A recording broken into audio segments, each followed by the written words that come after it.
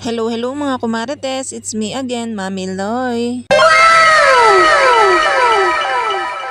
Today is Saturday mga kumarites at ayan, awas na tayo. Nakabuo naman ng isang araw na OTP. Dito na nga lang pala ako nagpababa bago pumasok ng terminal. Dahil sabi ng akin darling, dito na daw ako bumaba dahil naandun siya sa Manukan. Medyo makulimlim nga ngayon pero hindi naman siguro uulan. Medyo naiinip nga ako magantay dito kaya ayan, maglalakad-lakad na tayo dun sa may unahan. Medyo ang tagal dumating ng akin darling ha, naandito na ako sa may tulay ng SM. Dito nga sa may baba ng tulay na ito ay meron nga palang ilog. Mukha namang malinis yung ilog dito at parang hindi naman amoy kanal. Ayoko na sana maglakad dahil nga masakit na yung paa ko pero naiinip nga ako magantay doon. Ay, bukas na naman ay linggo, magtitiklop lang ng mga labahin at mga malengke. Pagkatapos ay magpaplansya pa ng mga damit. Nakakatawan talagang pumasok ng Sabado pero kung iisipin mo na wala kang sasahudin, papasukan mo na lang. Kadating nga dito sa bahay, agad naman nagluto ng pang-ulam itong aking darling. O diba, ang sweet lang. Nagluluto naman talaga yan ng pang-ulam. Wala namang reklamo yan, basta may lulutuin. At yan nga palang ampalaya, yan pa yung nilagay ko sa rep kahapon. Meron na nga rin pala yung asin, panigurado hindi na nga yan masyadong mapait. Pero yung aking asawa nga gusto niyan bago magluto malinis na yung kanyang gagamitin na kawali. Kaya sabi ko nga umipod muna at aking huhugasan nga rin mga nakadagmang sa lababo. Kita nyo naman yung puwet ng aking kawali, hindi ko na nga mapaputi. Hirap naman mag-is-is. Pero meron naman akong binili dyan na pampaputi ng puwet. Yun nga lang tinatamad nga ako maglagay. Pagka nga sinipag na nga lang ako tsaka ako na lang papuputi ng puwet ng aking kawali. At dahil puno na nga itong aking tiktikan ng pinggan pinagtatanggal ko na nga muna yung mga tuyo. Habang nagluluto naman yung aking asawa doon magsasalang naman muna ulit tayo ng ating labahin. Kita nyo naman ha, dapat uniform na lang yung lalabahan ko ngayon. Pero nung nakita ko nga yung aming tubalan meron na naman mga maduduming damit kaya naman ayan, inuna ko na muna. Ipapahuli ko na nga lang ulit yung mga uniform dahil nga baka mahaluan na may mga dikulay. Laking tulong talaga sa akin itong matic na washing na to dahil hindi na nga ako masyadong pagod. Hindi ko na nga kailangang yumuko at magsalin ng tubig. Isinet ko nga lang pala siya sa small loads para 24 minutes lang para madali. At habang nakasala nga yung aking labahin nahiga nga muna ako dito sa aming sala. Ay grabe, ang sarap naman talaga. Kita nyo ba yung mga paokong yan? Pag maghapon nga ako nakatayo namamanas talaga yan. Kita nyo naman at hindi na nga maglinaw at puro barikus na. Minsan nga pag hinahawakan ko yung mga litid ko sa paa medyo sumasakit na. Ito din talaga yung inaalala ko pagka edad natin ng 50. Sigurado dyan naaatake yung ating mga rayuma. Kita nyo ba yan? Chicks lang naman yan pero maaasahan mo din naman dito sa bahay. At ang ulam nga natin for today's video syempre ang palaya na hindi bitter.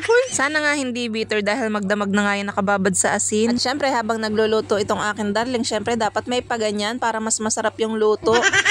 Syempre iniinggit ko lang naman kayo, charot. Ganun talaga, kailangan sweet. Para kanwari dito sa video ay hindi kami nag-aaway. O diba, ang plastic. Kaya wag kayo mag-expect pag nakita nyo kami ng personal, charot. Pero syempre sa totoong buhay, tahimik lang kami sa umpisa. Nag-aaway din naman kami paminsan-minsan para naman may thrill ang buhay. Pero iniiwasan na namin magbangayan yung talaga namang away. Dahil girl, hindi nakakatahimik ng buhay. Kung magbubunga nga ka nga mas mabuti na lang na wag ka na lang umimik. Promise, kung iimik ka pa nakakawalan lang ng energy. Sasama lang yung loob mo, may stress ka pa. Kaya yan na din naman yung iniiwasan ko para nga hindi na madagdagan ang ating wrinkles sa mukha. Pero sa buhay may asawa hindi naman talaga may iwasan ang mag-away. At ang kauna-unahang pinag-aawayan ng mag-asawa syempre pera. Kaya mas maganda talaga kung kaya mo naman dumiskarte para magkaroon ka ng sarili mong pera, go girl. Sa panahon kasi ngayon, kapag iisa lang ang nagtatrabaho talaga namang kulang na kulang. Pero kung kaya ka naman buhayin ng partner mo nang nasa bahay ka lang, swerte mo girl. Kahit hindi ka na magtrabaho at bata na lang iniintindi mo, pangarap ko yan. Pero mas masarap pa rin na kahit nasa bahay ka lang may sarili kang income. Dami ko nang sinabi no. So yan, dahil nga yung darling ko nga ang nagluto nitong aming ulam ako naman ang naghayin. Ang kapartner nga pala nitong ampalaya nagprito nga pala itong aking asawa ng tilapia. At dahil hindi naman kumakain ng ampalaya yung aking anak imbutido yung kanyang ulam. Tapos partneran mo pa nitong coke talaga namang soul. Masasabi ko lang sa buhay may asawa give and take lang. Para everybody happy. O diba, nakahiga na kami. Ang sarap magpahinga. So yun lang naman ang ating ganap. Thank you for watching. Bye!